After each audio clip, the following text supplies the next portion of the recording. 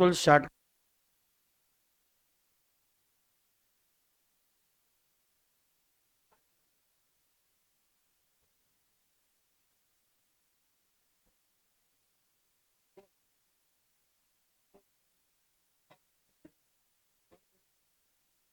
Thirty three. Cell is the fundamental structure and functional unit of all living organisms. सही है। Anything less than a complete structure of a cell does not ensure independent living.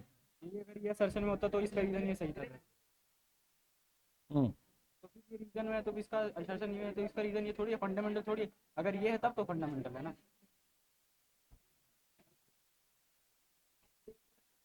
हम्म। इसका answer ये है, assertion और reason सही है और reason भी करेक्ट एक्सप्लेनेशन। है। हाँ।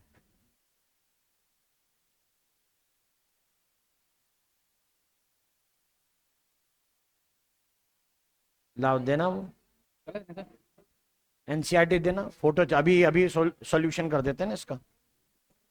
अभी आर पार कर देंगे और दे ही दो। सिलेबस तो हो जाएगा।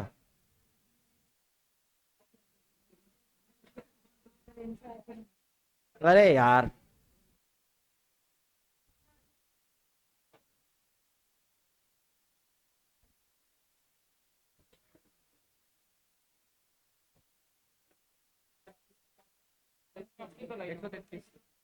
एनसीईआरटी चाहिए।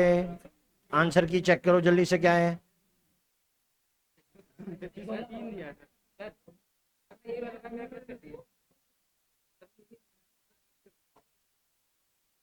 एक ऑफ एन ऑस्ट्रिच से सही है। यही है फोर्थ। कौन गलत कर दिया? किसमें गलत दिखा रहा है?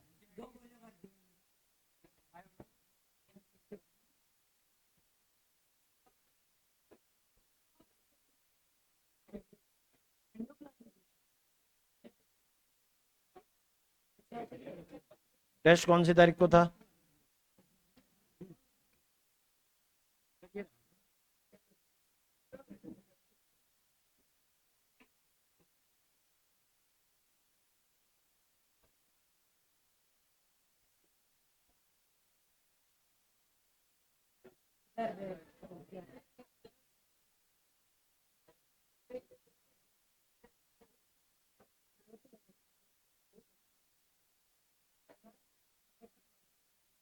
इसमें पेपर कोड कहाँ है?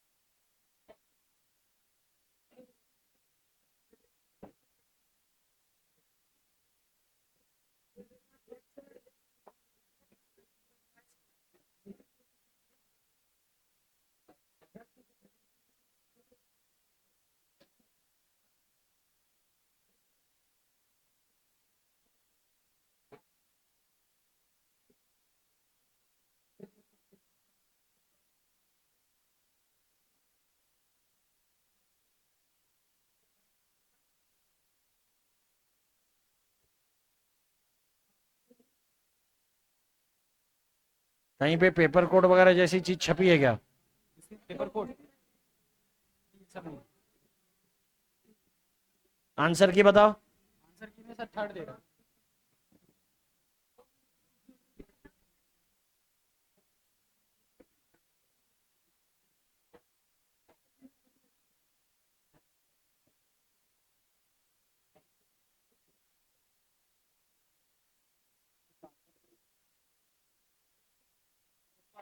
आंसर क्या है? सर ये देखिए, anything less than a complete structure of cell hence sir. जीवन की क्या है? थ्री। करेक्ट क्या होनी चाहिए? चार आना चाहिए सर, रीजन करेक्ट एक्सप्लेनेशन नहीं है।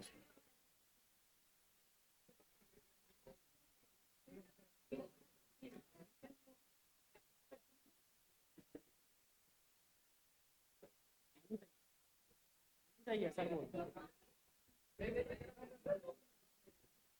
क्या? ओके सर, नहीं सही है ना, सही बोल रहा हूँ मैं। हाँ बिल्कुल सही बोल रहे हो भाई। इसीलिए तो ऐसा बोलते हैं। तो इसका मतलब है ऊपर वाली लाइन रीजन है। ये मूर्ख है, इनको लगता है बाद में लिखी हुई लाइन हमेशा कारण होती है, गधे।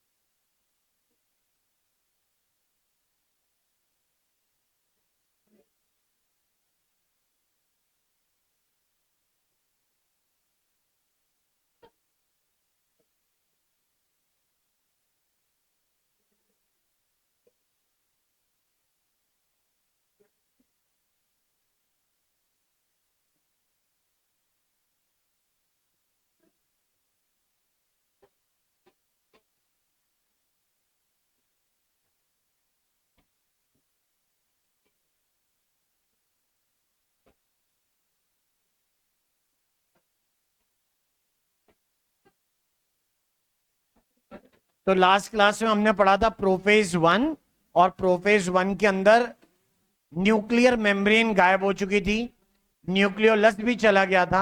जो स्ट्रक्चर अब हमको पढ़ने हैं वो क्रोमोसोम है। मेटाफेज 1 में वैसा ही हुआ है जैसा कि मेटाफेज में था, बहुत ज्यादा डिफरेंस नहीं है। बस जो डिफरेंस आ रहा है वो इस तरीके का होगा जिसे हम लोग मेंशन करते हैं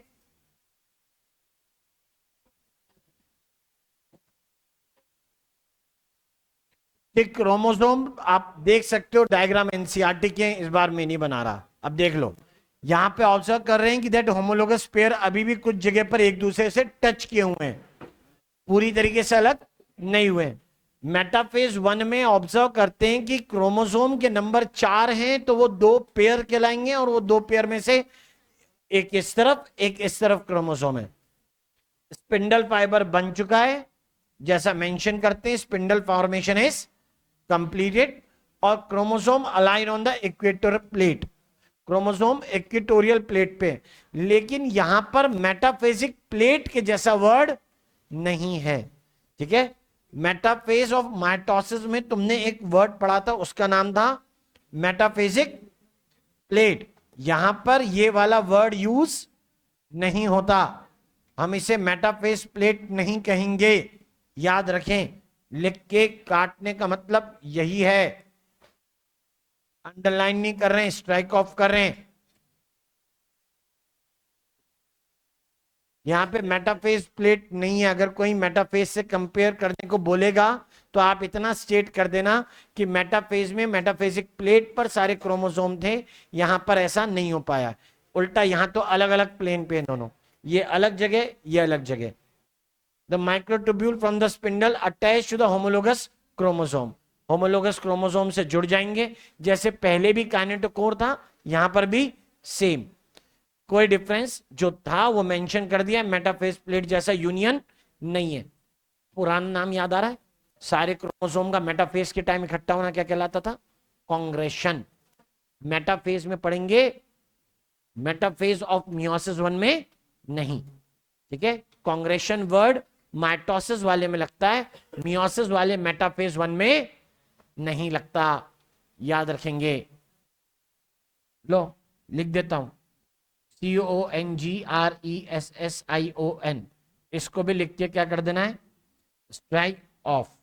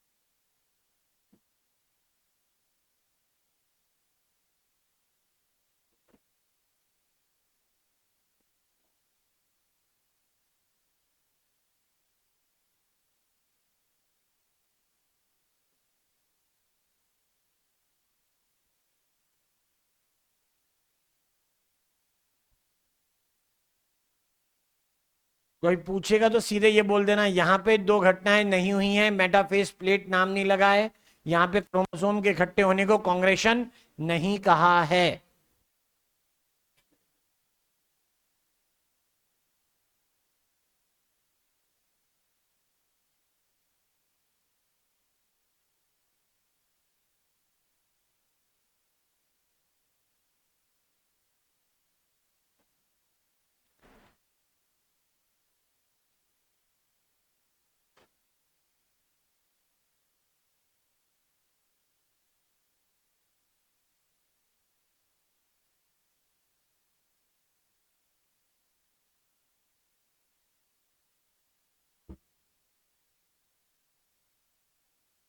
डन। मेटाफेज के बाद एनाफेज वन है, क्रोमोसोम यहाँ पे सबसे ज्यादा कंडेंस्ड है, एनाफेज वन वैसे ही छोटा होगा जैसे कि एनाफेज है, लेकिन एनाफेज वन में एनाफेज से कुछ अलग, सेंट्रोमियर स्प्लिट नहीं करता, यानी क्रोमेटिड साथ जुड़े रहते हैं सेंट्रोमियर पर, यानी anaphase of meiosis one is much different from anaphase of mitosis. Mitosis के अंदर एनाफेज में क्रोमोसोम के नंबर दुगने दिखाई दे रहे थे क्योंकि सेंट्रोमियर स्प्लिट किया था और सिस्टर क्रोमेटिड अलग हो गए थे। यहां पे सिस्टर क्रोमेटिड अलग नहीं होंगे। तो जब एक क्रोमोसोम पर दो क्रोमेटिड लगे हुए हो तो उसे बोलेंगे डायेड। क्लियर? मतलब एक पर दो, उसे बोलेंगे डायेड, DYAD, या फिर Y की जगह I भी लिखा जा सकता है। Y को I या E को रिप्लेस करने के लिए वोवल्स में यूज करते हैं, वोवल्स की जगह। तो डायेड DYAD लिखो या DIAD लिखो, स्पेलिंग मिस्टेक मत समझना। डायेड का मतलब होगा एक पर दो, तो एक सेंट्रोमियर पे दो क्रोमेटिड जुड़े हुए रहेंगे, अलग नहीं होंगे, उसी का नाम है एनाफेज वन। ठीक है, simply easy way. Homologous chromosome अलग हो गए। ठीक है, अब सुनो ध्यान से, होमोलोगस क्रोमोसोम अलग हो गए। जेनेटिक्स हमारा अगला टॉपिक है, वहां सेपरेट होने के लिए एक नया नाम चलता है, उसे कहते हैं सेग्रीगेट। ठीक है, वो कहलाता है सेग्रीगेट। फिर कह रहे हैं while sister chromatid remain associated at their centromere, यानी सेंट्रोमियर स्प्लिट नहीं करता, इसी का दूसरा मतलब। और centromeres do not split, centromere split नहीं करते। जेनेटिक्स में दो वर्ड पढ़ोगे, एक का नाम होता है सेग्रीगेशन और दूसरे का नाम होता है इंडिपेंडेंट असॉर्टमेंट। ठीक है, वो दोनों घटनाएं एनाफेज वन में यहां होती हैं। डिटेल बताऊंगा क्या है वो दोनों वर्ड्स, ध्यान से सुनिए। एक जो इवेंट एनाफेज वन में हुआ उसे बोलूंगा मैं सेग्रीगेशन। सेग्रीगेशन का दूसरा मतलब होगा डिसजंक्शन।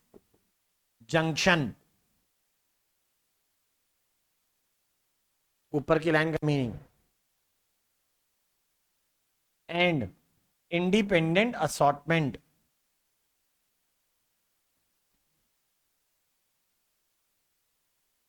एनाफेज वन में हुई है, इसी समय की बात है। दोनों वर्ड के मीनिंग समझने भाई, डिसजंक्शन और इंडिपेंडेंट असॉर्टमेंट किसे कहते हैं ये जानना है। हमारे अंदर 46 क्रोमोसोम है, उसको डायग्राम में बनाना लंबा काम हो जाएगा। ठीक है, हम किसी ऑर्गेनिज्म को लेते हैं जिसके अंदर 5 पेयर है, मतलब कितने क्रोमोसोम? 10। ठीक है, जिसके पास 10 क्रोमोसोम या 5 पेयर है, तो पेयर का मतलब होता है एक मैटरनल सेट यानी मदर ने दिया था, और दूसरा पैटर्नल मतलब फादर का दिया हुआ।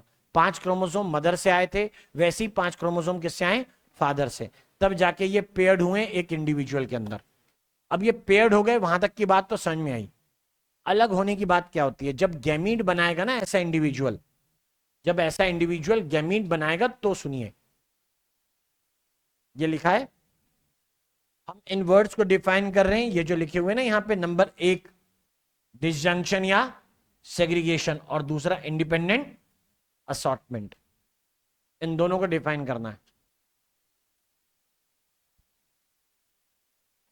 एक जैसे दो क्रोमोसोम एक तरफ नहीं जाएंगे, उसे कहते हैं डिसजंक्शन। अगर ऐसा ना हो तो अपोजिट, नॉन डिसजंक्शन।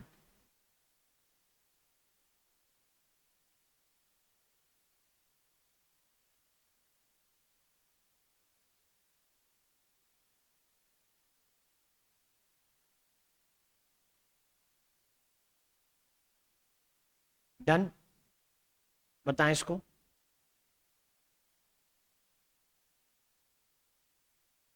क्या क्या? तो वही तो बताना है, मैं यही तो पूछ रहा हूं तुमसे। अभी वो लिखे ही नहीं है तो मैं कहां से बता दूं? ये लाइन का मतलब सीधे सीधे डिसजंक्शन है। होमोलोगस क्रोमोसोम सेपरेट मतलब सेग्रीगेट करना है, डिसजंक्शन होना। इंडिपेंडेंट असॉर्टमेंट बिल्कुल अलग है, यहां पे मेंशन नहीं है उसके बारे में, लिखा ही नहीं। उसको मालूम है किताब किसकी है, text book of class 11th, समझे? लेकिन तुम्हारे पेपर बनाने वाले ये थोड़ा ना सोचते हैं कि तुम 11th की एनसीईआरटी पढ़ रहे हो, वो सोचते तुम तो ड्रॉपर हो बे, इतना तो तुम्हें आता ही होगा। और टीचर पढ़ाने वाला अंतर्यामी है, अपने हिसाब से पढ़ा देगा। क्यों पढ़ाएगा जब किताब में ये चीज यहां नहीं है? तो इसलिए पढ़ाएगा क्योंकि अगला चैप्टर रिलेटेड है। सुनो, इसको बता रहा हूं दोनों वर्ड्स को, मतलब समझिएगा, ठीक है? इधर बात कर रहे हैं ये फीमेल पेरेंट थी और इधर ये मेल पेरेंट था, ठीक है? इनके क्रोमोसोम को लिखने का तरीका देख, दोनों कैसे डिप्लॉयड। इसके क्रोमोसोम को लिखने का तरीका देखो, मैंने लिखा 2n = 10 यानी कितने पेयर? 5। ये भी 2n = 10 यानी कितने पेयर? 5। अब लेकिन लिखेंगे कुछ अलग तरीके से भाई। देखो, इसको लिख रहा हूं मैं 1 2 3 4 5। उधर सामने की तरफ भी 1 2 3 4 5। ये इसी के है ना, मदर के हैं, इसीलिए दिखाने के लिए एक जैसा लिखा है। एक जैसे दो क्रोमोसोम, इसीलिए क्या कहलाते हैं? डिप्लॉइड। एक जैसे दो क्रोमोसोम जिसके पास हो उसे क्या बोलेंगे? डिप्लॉइड। ओके, ये भी डिप्लॉइड, ये भी डिप्लॉइड। अब इन्होंने बनाने हैं गैमीट, इन्होंने भी गैमीट बनाने, जो भी हो, हम कहते हैं कि इनसे जो गैमीट बने होंगे उससे, ओहो, उससे आए होंगे कौन? 1 2 3 4 5। इससे भी आए होंगे 1 2 3 4 5। यहां इंडिविजुअल बन गया 1 2 1 2 3 4 5 का। यहां भी बन गया 1 2 3 4 5 का। ये नया इंडिविजुअल है भाई, ये नया पर्सन है। ये खुद भी कैसा होगा? 2n = 10। ठीक है, पहले क्या हुआ? मियोसिस, उसके बाद क्या हुआ? Fusion, right? इससे चले गए, ये रहे इसका कंट्रीब्यूशन, ये रहा इसका कंट्रीब्यूशन। मैटरनल सेट बोलोगे, सॉरी, मैटरनल सेट बोलोगे और पैटर्नल सेट बोलोगे। क्लियर है? अभी सुन लो ध्यान से यहां पे। इसी को तो कहा था मैंने पहले भी कि एक और एक क्या कहलाएंगे? होमोलोगस। एक और दो क्या कहलाएंगे? Non homologous. याद है? ठीक है, वैसे ही तो बोल रहे थे, कुछ अलग थोड़ा ना था। हमें इससे नहीं मतलब, हमें किससे मतलब है कि ये भी एक दिन भविष्य में बड़ा होगा, बड़ा होने के बाद ये भी क्या बनाएंगे? गैमीट। अब जब ये गैमीट बनाने जाएंगे तो संभावनाएं देखिए क्या क्या हो सकती हैं। जब ये मियोसिस कर रहा होगा तो तब इसके अंदर जो घटनाएं घटेंगी वो सुनिए। इनमें अलग अलग पॉसिबिलिटी है। क्रोमोसोम कितने जाने हैं गैमीट में? 5। अब वो 5 जाने तो कौन से 5 जाने वो भी देखो। पहली बात तो एक चीज क्लियर कर दूं कि वो कैसे जाएंगे? इधर से दोनों में से कोई एक जाएगा, उसे क्या कहते हैं? डिसजंक्शन। दोनों एक में से, नीले गुलाबी में से नीला या फिर गुलाबी, उसे क्या कहेंगे? डिसजंक्शन। बनाने का तरीका समझना, ये पहला गैमीट लिख रहा हूं इधर, और इधर पे उसी के जैसा कोई और बने, मतलब जो यहां गया बचे हुए कहां जाएंगे? दूसरे वाले में। आई बात समझ में?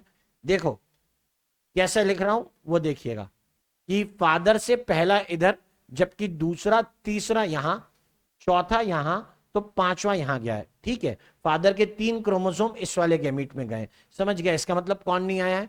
1 नंबर 4 नंबर किससे आएगा? मदर से।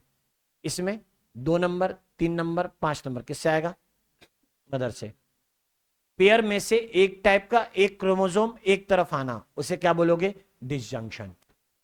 जबकि मैटरनल और पैटर्नल क्रोमोसोम के नए सेट बन जाना, इसे क्या बोलोगे? Independent assortment. क्लियर? यहां दो एक इकट्ठे नहीं आए, रीजन बोलो? डिसजंक्शन। दो दो इकट्ठे नहीं आए, कारण डिसजंक्शन। दो चार नहीं आए, दो तीन नहीं आए, दो पांच नहीं आए, कारण है डिसजंक्शन। एक जैसा एक क्रोमोसोम आएगा, ये डिसजंक्शन के कारण है। नंबर दो, ये कोई जरूरी नहीं है कि पांचों एक ही पेरेंट के हों, पांच अलग अलग पेरेंट से आया हुआ सेट भी हो सकता है। तीन एक से, दो एक से, दो एक से, या फिर एक एक से आ जाए, चारों बाकी से आ जाए। कोई भी पॉसिबिलिटी जितनी हो सकती है उतनी लगा दो, तब उससे क्या बोलेंगे? Independent assortment. जा सकते हैं तो मतलब कुछ भी हो सकता है। ठीक है, बात क्लियर है? मैंने आपसे क्या कहा? पेयर में से कोई एक आना। ठीक है, पेयर ऑफ क्रोमोसोम से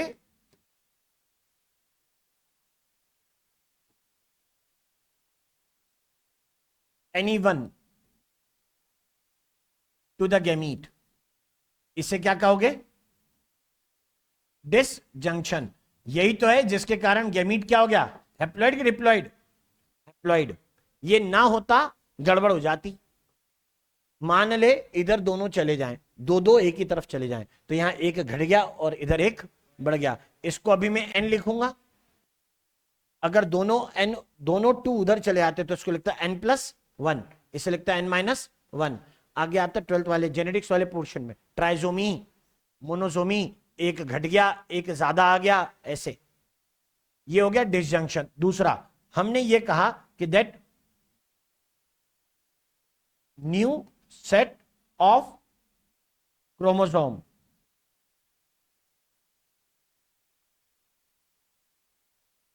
फ्रॉम मदर एंड फादर। इसका कारण क्या बोल रहे हो? इसको क्या बोल रहे हो आप लोग? Independent assortment.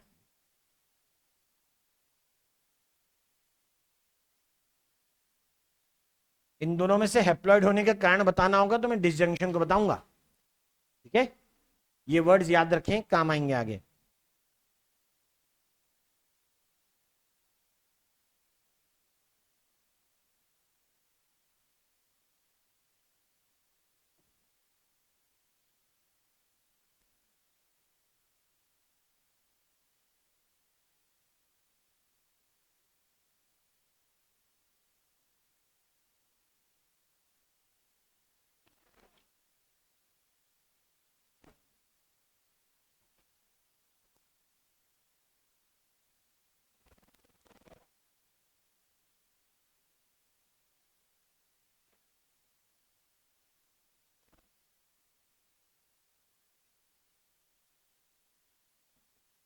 ये तुम्हारा जो पेपर था सीडी टेस्ट से, माइलस्टोन लिखा है उसके ऊपर, नंबर 2।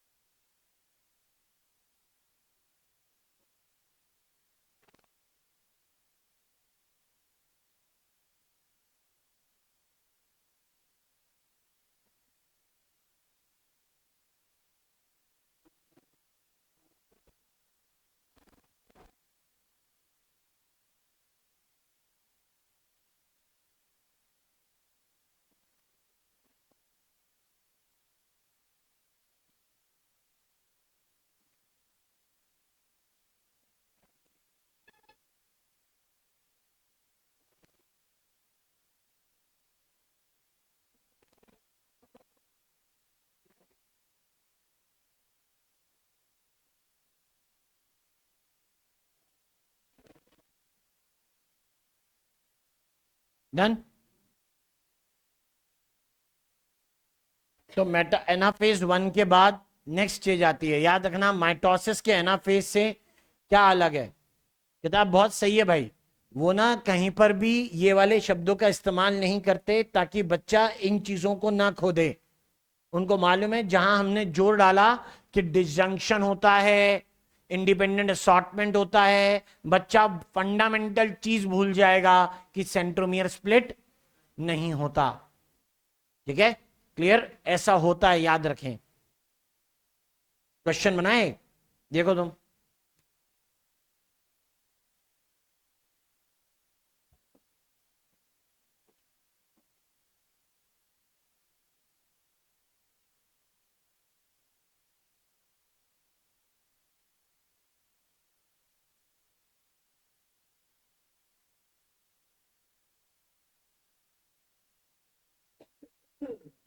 एनाफेज ऑफ मियोसिस 1 में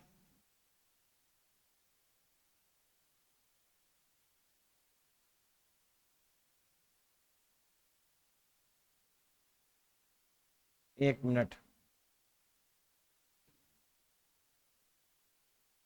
व्हाट हैपेंस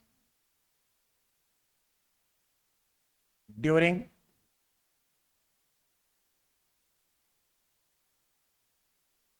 ठीक है, क्या हुआ, क्या हो रहा है। ऑप्शन सुनना, ऑप्शन सुनिएगा। ऑप्शन नंबर फर्स्ट,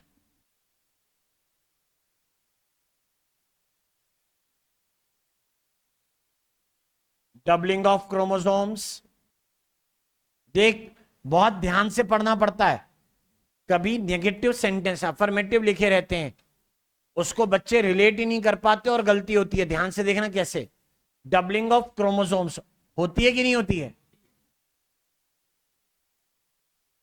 जब सेंट्रोमियर स्प्लिटिंग ऑफ सेंट्रोमियर नहीं होती। अबे तुम्हें क्या लगा, मैं इजी करके दे रहा हूं। Third, non disjunction. Fourth,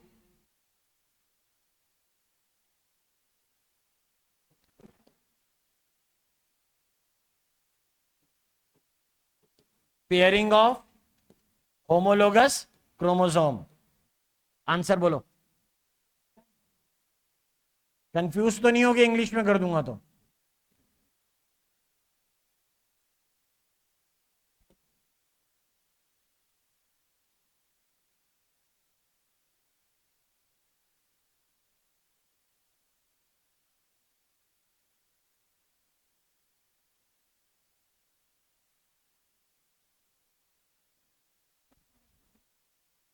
what happens, non disjunction गलत, ये फॉल्स है ना। क्या होती है उस समय? डिसजंक्शन। हमसे पूछा है क्या होता है, यानी ट्रू चाहिए। डिसजंक्शन होती है, नॉन डिसजंक्शन नहीं होती, यानी ये आंसर नहीं है। Pairing of homologous chromosome falls, pairing नहीं है। पेयरिंग की जगह क्या लिखोगे? सेपरेशन या सेग्रीगेशन, ये भी फॉल्स। फर्स्ट में लिखा है डबलिंग ऑफ क्रोमोसोम्स, बिल्कुल ही नहीं होती। ठीक है, क्रोमोसोम की डबलिंग तब होती जब सिस्टर क्रोमेटिड्स अलग हो जाते हैं, यहां पे अलग नहीं हुए। और वो क्यों अलग नहीं हुए? क्योंकि सेंट्रोमियर स्प्लिट नहीं करता। ये बढ़िया सही है। बहुत सारे बच्चों का ये क्वेश्चन गलत होगा, मैं बता रहा हूं ना क्यों। क्योंकि ऊपर पूछा क्या होता है और नीचे ऑप्शन में क्या लिखा है? क्या नहीं होता, और वो करेक्ट ऑप्शन है। ठीक है, क्या होता है? सेंट्रोमियर स्प्लिट नहीं होता है। ठीक है, इसमें बहुत कंफ्यूजन है। क्वेश्चन में कोई डिफिकल्टी नहीं है, डिफिकल्टी क्या की है? लैंग्वेज। सारा खेल ही उसी का ही है। मैं दे दूं ना यही क्वेश्चन तुमको, अगर पेपर में देख लेना, नहीं गलत किया आधे से ज्यादा ना तो देख लेना तुम, रटेगा तोता है। तुम्हें क्या लग रहा है मैं इसको और ज्यादा अनबन कर दूंगा? इतना सीधा नहीं दूंगा मैं। तो तुम पहचान भी नहीं पाओगे कि आंसर कौन है। ये तो लगेगा हाँ क्या तो था, लेकिन कौन था?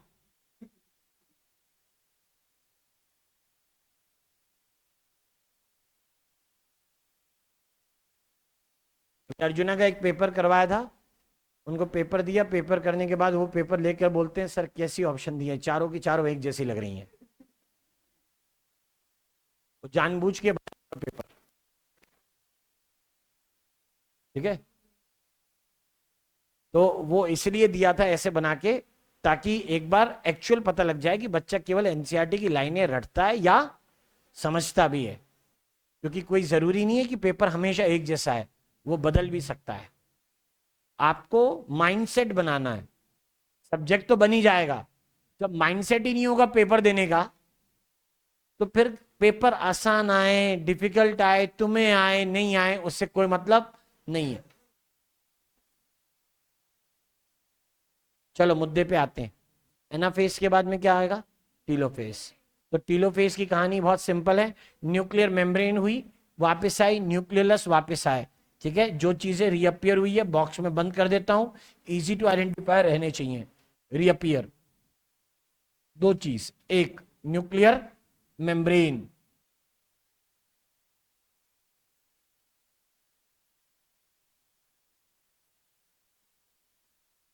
और दूसरा न्यूक्लियोलस।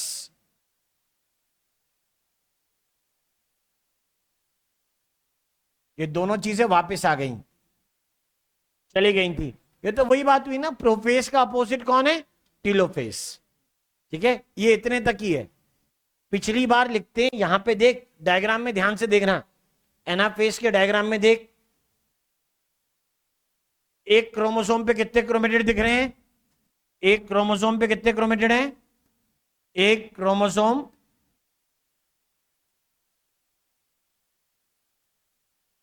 To chromatids. इसी को क्या लिखा गया है? DYAD। क्रोमोसोम का क्या है? डायड, एक। फिर सुन आगे, टीलोफेज में क्या लिखता हूं?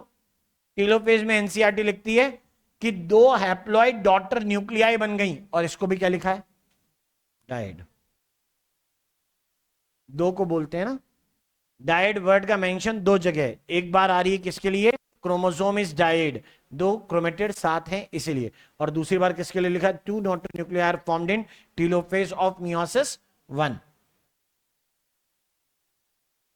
हैप्लॉइड हो गए, सही है। चार क्रोमोसोम लिए थे, दो इधर गए दो इधर गए, सब ठीक है।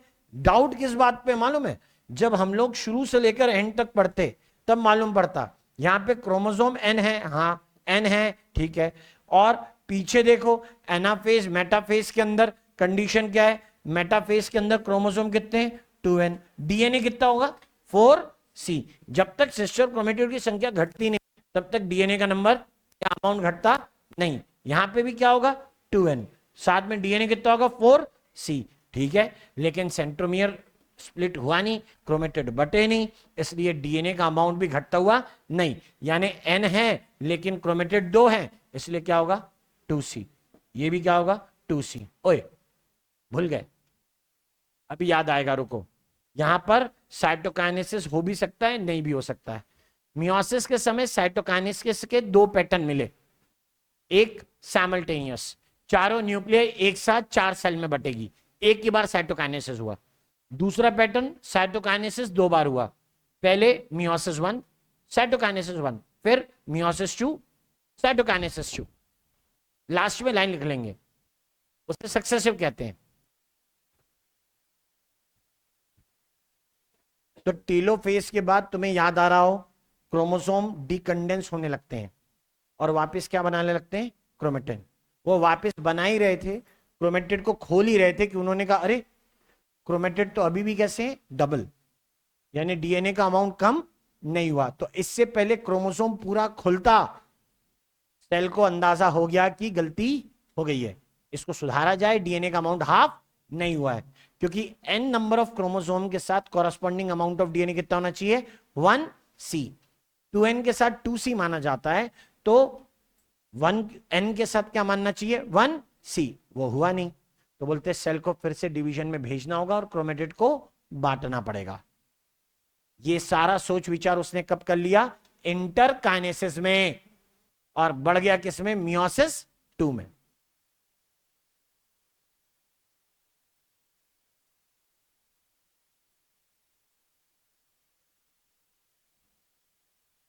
डन।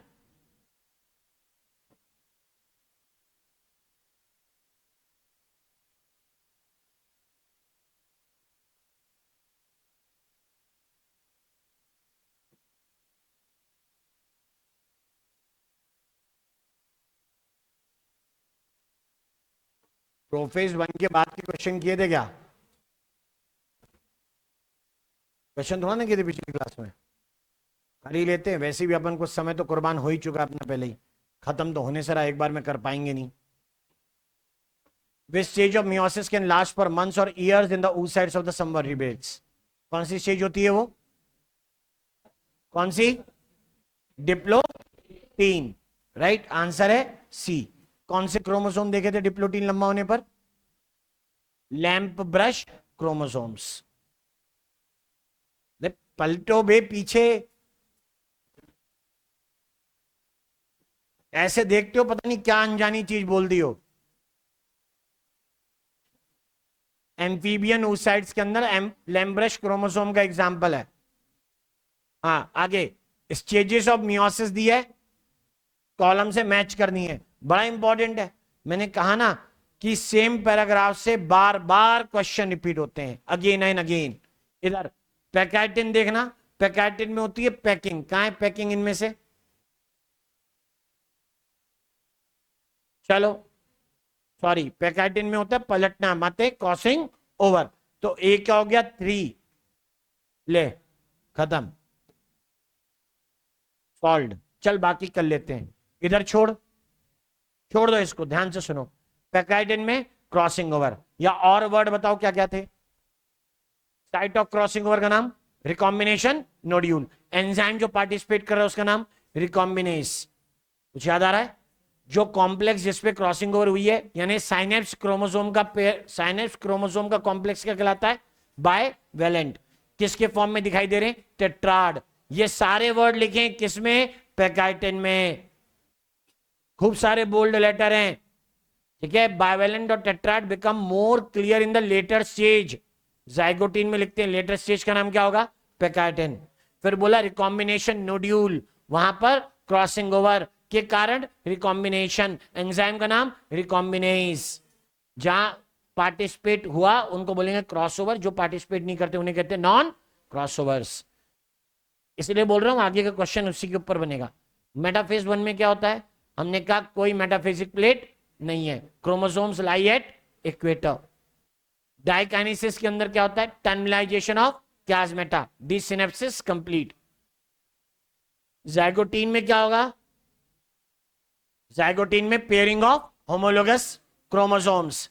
कौन हेल्प करता है? Synaptonemal complex. पेयर को कहते हैं bivalent, right.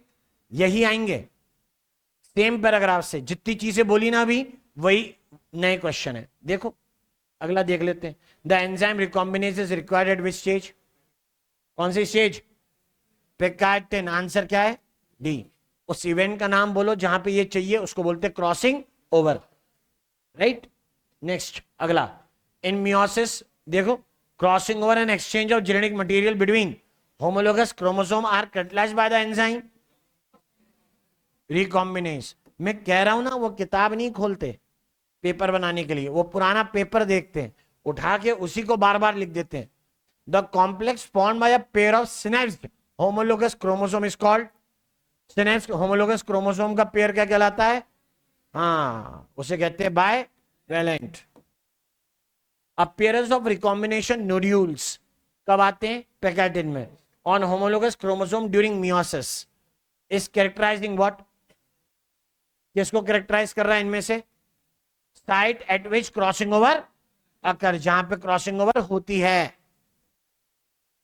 Crossing over take place between which chromatid? Sister की नॉन सिस्टर? नॉन सिस्टर, ठीक है।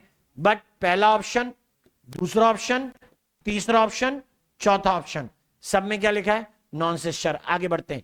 किसके नॉन सिस्टर क्रोमेटिड? होमोलोगस या नॉन होमोलोगस?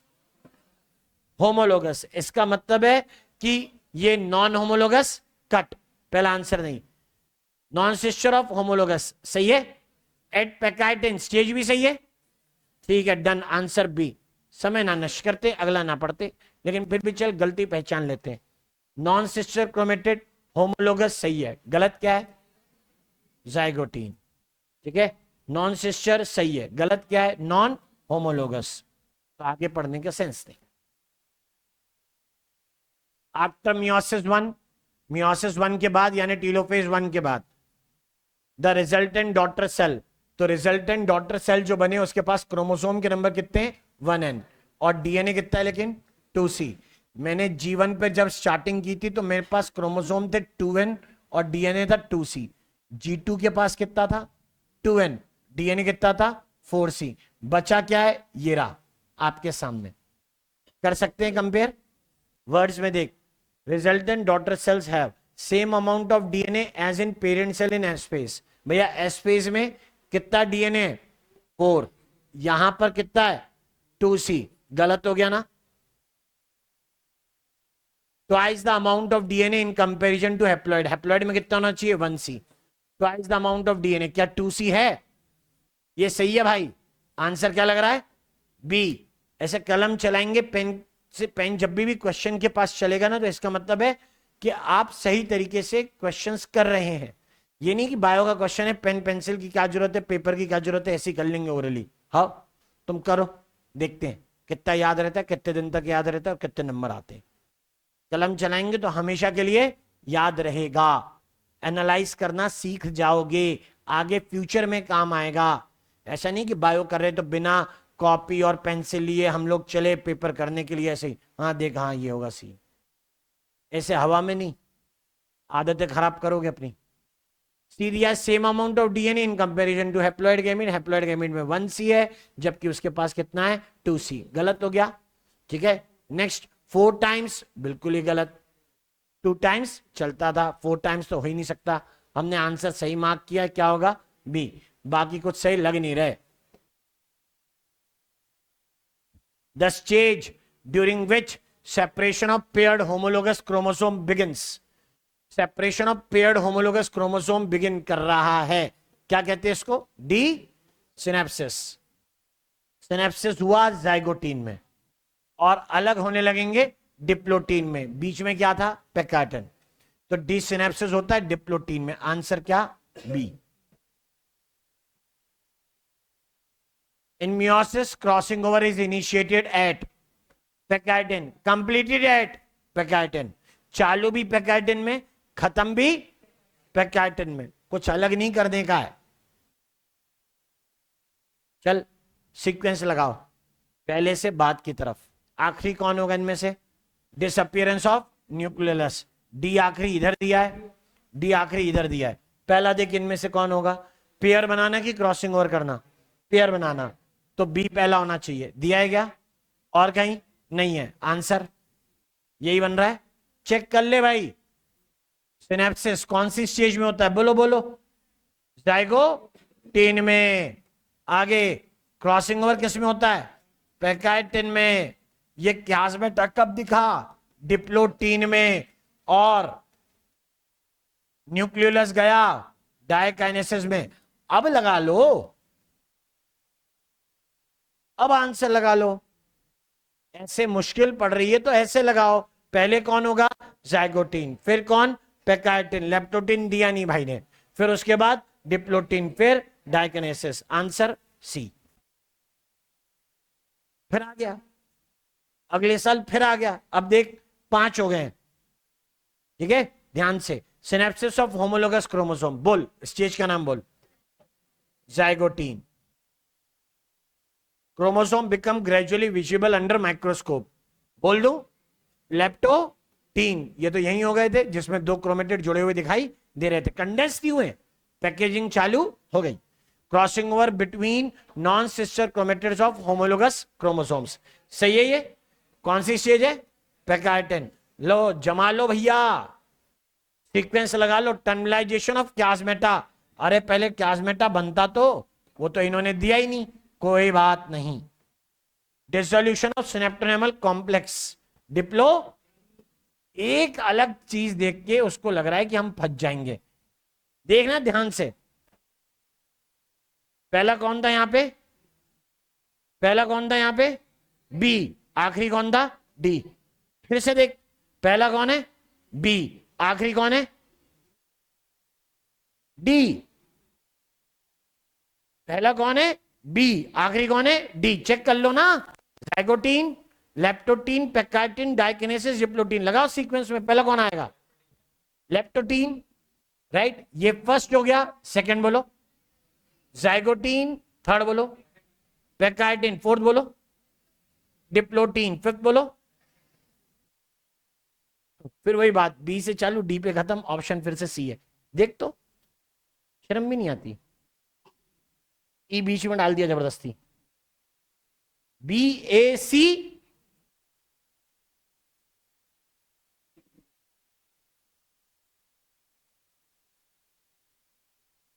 ऐसे बनता है पेपर। बाइवेलेंट और tetrad formation is a characteristic feature, formation बोला है भाई, फॉर्मेशन तो कब हो गया था, जाइगोटीन में ही हो गया। किसने बनवाया, सिनेप्टोनेमल कॉम्प्लेक्स ने। ऑब्जर्व बोला है, सिनेप्टोनेमल कॉम्प्लेक्स इन जाइगोटीन, सही है ना, आंसर ए होगा। बी में गलती, डिप्लोटीन लिखा है, बहुत दूर की बात है, क्लाज्मेटा तो हो ही नहीं सकता। सिनेप्टोनेमल कॉम्प्लेक्स सही है, पेकाइटिन लिखा है, क्या कर दिया, गलत। उसने ऑब्जर्व बोला था, क्लियर थोड़ा ना बोला था। सिनेप्टोनेमल कॉम्प्लेक्स पूछ रहा है, टेट्राड और बायोवेलेंट अकेला नहीं पूछ रहा है, आंसर होगा ए। तो what's the need of meiosis 2, मैंने कहा ना, डीकंडेंस करते टाइम क्या समझ में आया, कि अमाउंट ऑफ डीएनए रिड्यूस होकर हाफ नहीं हुआ है, ठीक है। While डीकंडेंसेशन of,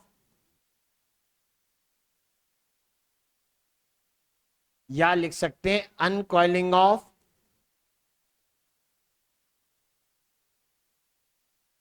chromosomes, right, decondensation या uncoiling of chromosomes, it is observed, या कहिए रियलाइज, वो ज्यादा रियलिस्टिक लगेगा, महसूस हुआ, it is realised that the sister chromatids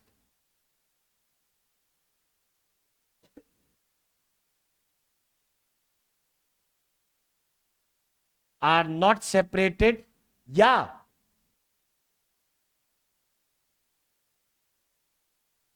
amount of DNA कितना यहां पे, two C, is proportionately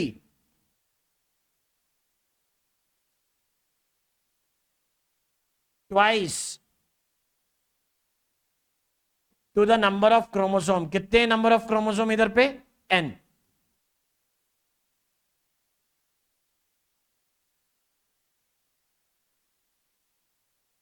N के साथ में कितना डीएनए होना चाहिए था, 1C, ये कितना बता रहे हैं, 2C, है गलती।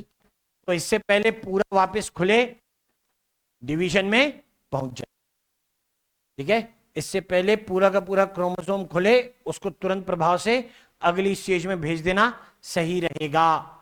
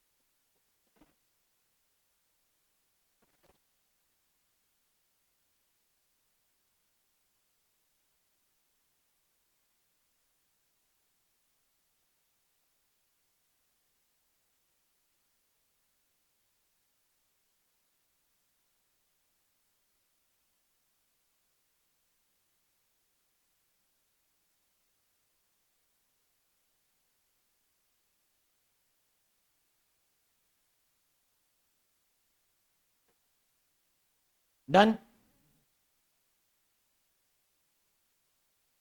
तो मियोसिस फर्स्ट के बाद मियोसिस टू के बीच में, मियोसिस फर्स्ट के बाद और मियोसिस टू से पहले एक इवेंट आता है, उसे कहते हैं इंटरकाइनेसिस।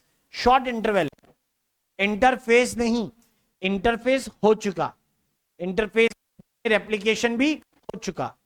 इंटरकाइनेसिस में बची हुई चीजों की जुगाड़ की जाएगी कि उनकी रिक्वायरमेंट फुलफिल हो। जैसे सेल को डिवाइड होना है, सेंट्रियोल चाहिए, तो इंटरकाइनेसिस में हो जाएगा सेंट्रियोल का डुप्लीकेशन, डीएनए का डुप्लीकेशन नहीं। इंटरफेस से अगर इंटरकाइनेसिस को कंपेयर करूं तो बेटा इंटरकाइनेसिस वो 5% वाले एम फेस के अंदर भी एक छोटा इंटरवल है। समझ सकते हो उसकी क्या विषय, कुछ भी नहीं। इंटरफेस खुद 95% ऑफ सेल साइकिल है और इंटरकाइनेसिस 5% वाले एम फेस का केवल एक छोटा पोर्शन है। इंटरफेस माइटोसिस से पहले भी होता है और मियोसिस से पहले भी, लेकिन इंटरकाइनेसिस सिर्फ मियोटिक साइकिल का पार्ट होता है। सेंट्रियोल डुप्लीकेट करेगा, डीएनए डुप्लीकेट नहीं करेगा। तो इंटरकाइनेसिस के बारे में हमारी बातें पूरी की पूरी क्लियर रहनी चाहिए, नाम में कोई कंफ्यूजन न रहे कि इंटरफेस पूछ लिया। मैं कह रहा हूं इंटरकाइनेसिस, इंटरफेस नहीं।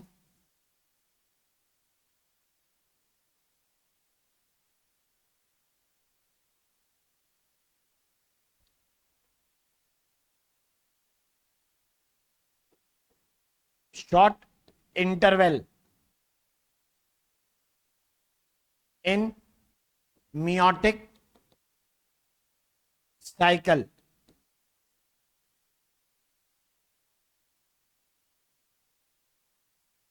in M phase during meiotic cycle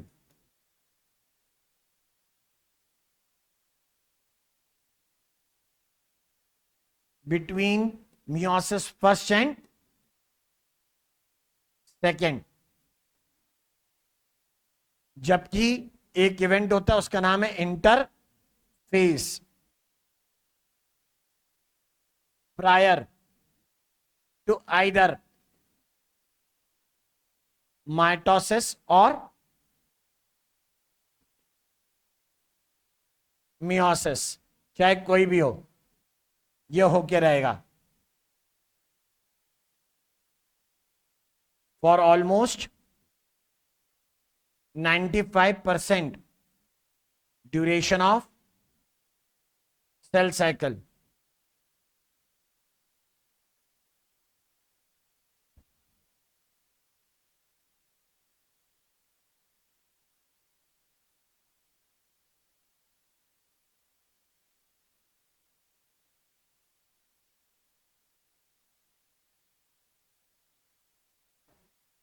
interkinesis में कॉपी किसकी होती है वो चीज याद रखें, डुप्लीकेशन ऑफ सेंट्रियोल्स, सेंट्रियोल की कॉपी बन गई। इंटरफेज में सेंट्रियोल की भी कॉपी होती है और डीएनए की भी। Duplication of centrioles comma DNA दोनों कॉपी होंगे।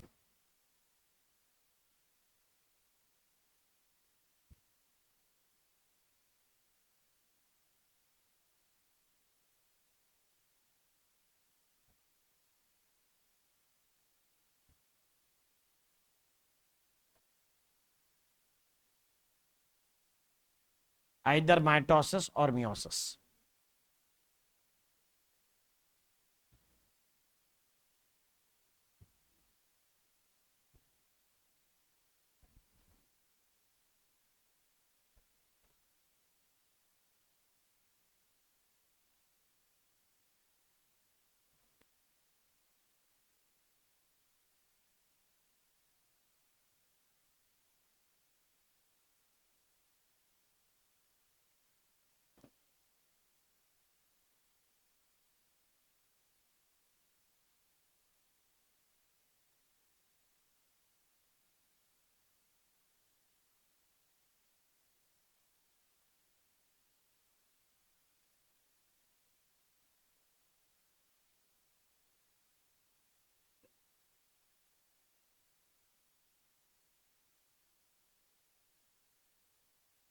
डन।